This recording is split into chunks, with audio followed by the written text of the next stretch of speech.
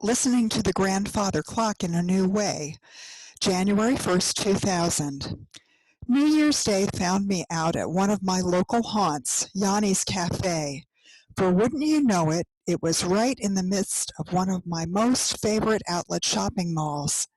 The new year brought with it sales aplenty and the chance to come home with a lot more stuff for me and my monsters that I knew I didn't need.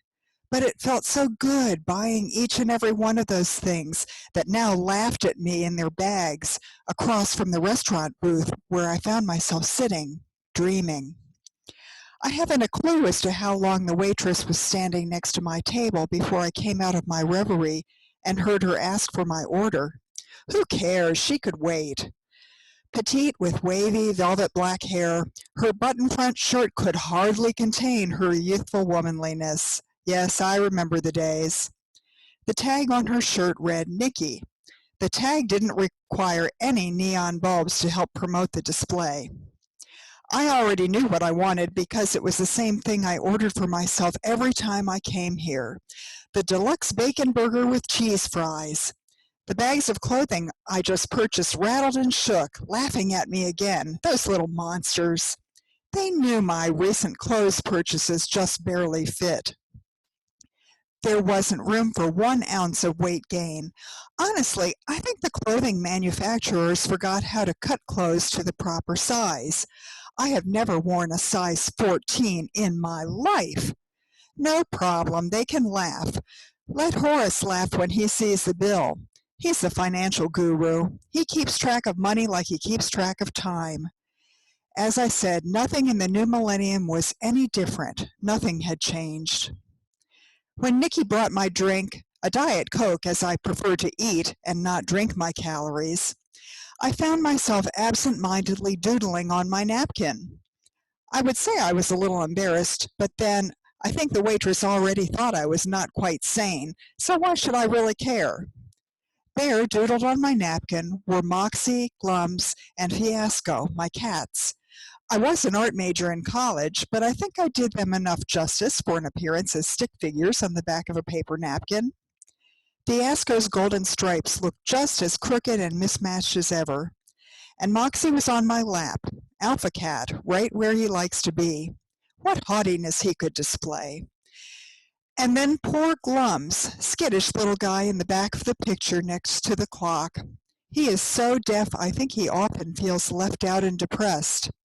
He's the only one who can stand to sit next to the clock, surely because he can't hear it. And there I was, sitting on a couch, reading the book I bought last Christmas, the one I keep meaning to read. I don't even remember where I put that book. And there was Horace, standing next to Glums and his prize clock, dressed to the hit to the golf course. He was smiling. He was smiling at me. Hold on, back up just a minute. That can't be me on the couch. But it was me. And I was wearing that cute bootleg jean and cashmere sweater twin set I just bought at the outlet mall. I looked great.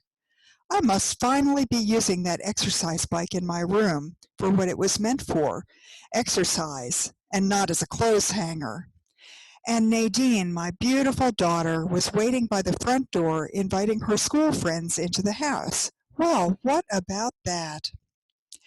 Nikki, I said, as she still stood there staring at me, I have always thought about ordering one of your Yanni's Greek signature salads. If it isn't too late, I would like to change my order. Sure. She looked at me as if it was beyond PMS, which I was, and I took comfort in knowing that her turn was coming one day. I'll put that in. As I sat and ate my salad, I found I was doodling again on the napkin. Me on my exercise bike, and I must further accentuate it was a skinny figure of me on an exercise bike with a little cleavage thrown in to add some artistic worth. In order to ride the bike, my clothes that needed to be put away, stored, or laundered were totally out of the picture. My house looked like a home. And as I enjoyed drawing, daydreaming, and my yummy Greek salad, I realized that what I was drawing wasn't totally unobtainable. I mean, Horace was smiling, and I looked really good. And besides, the bags across the booth were no longer laughing. The monsters were quieting down. I quickly took the napkin. I was in the mood, and I thought about the changes I would love to make in this new millennium.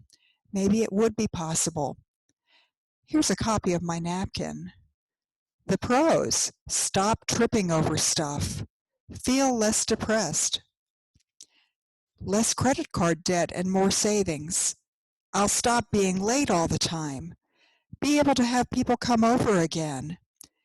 Be able to find things when I need them. The cons: having to make decisions about all of that stuff. Ugh. Organizing is boring, tiring, and time-consuming. I like my stuff, and I like to shop. I don't know where to begin.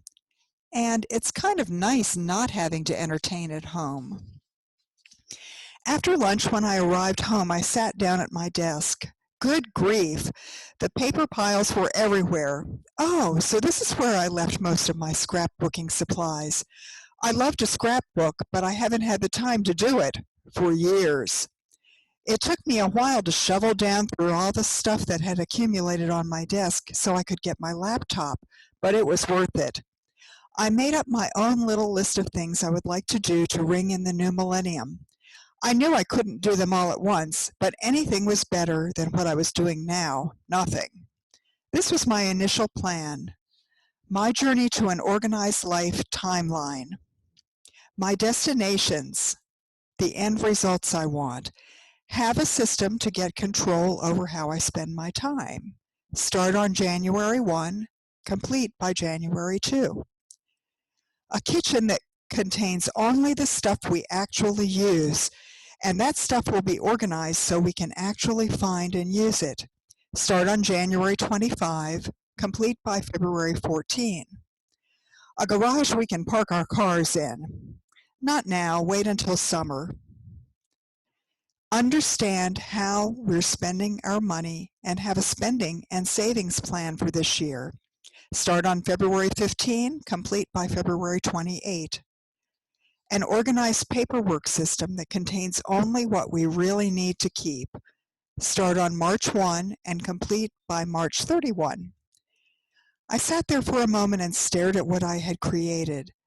The papers I'd just cleared away still laughed, but they were contained in just one spot on my desk, and I could use my laptop. Who was laughing now? I couldn't believe it. What madness had I started? What would the monsters have to say? What would Horace and Nadine have to say? Would Horace really start smiling at me? Would Nadine, in her senior year of high school, finally feel comfortable inviting friends over? It was time to make some changes for me, Mary.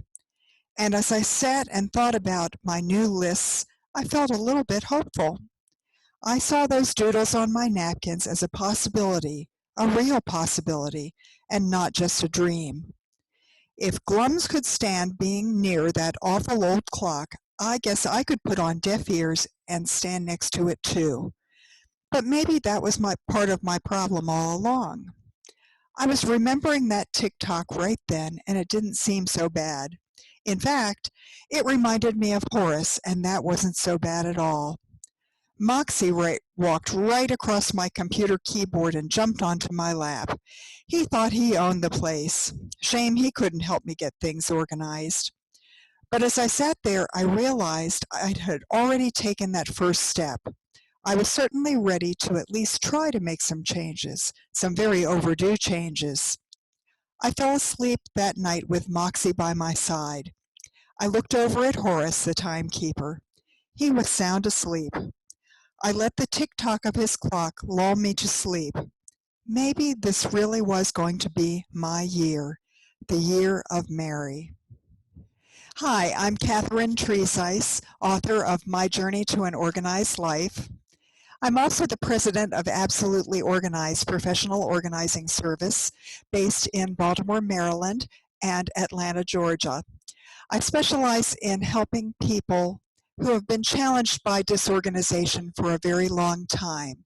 I work side by side with them, or virtually, to help them organize their paperwork, their things, and their finances. Please visit my website, absolutely-organized.com.